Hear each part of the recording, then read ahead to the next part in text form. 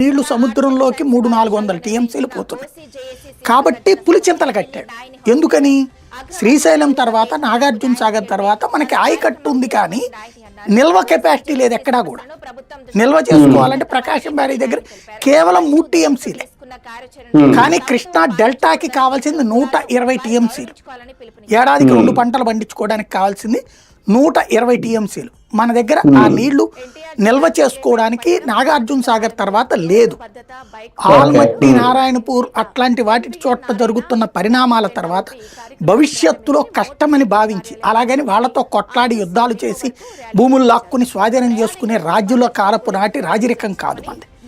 కాబట్టి అక్కడ రాజశేఖర రెడ్డి చేసిన పని ఏంటంటే, ప్రతి ఏడాది వాళ్ళు ఎంత ప్రాజెక్టులు కట్టినా సరే వరద నీళ్లు మస్ట్.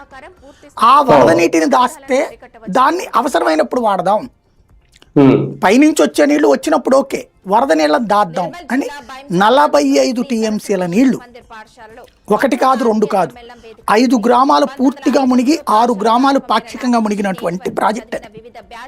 అంత చక్కటి ప్రాజెక్ట్ ఉండగా నువ్వు అది ఎందుకు వాడలేదు చంద్రబాబు నాయుడు క్రిందసారి?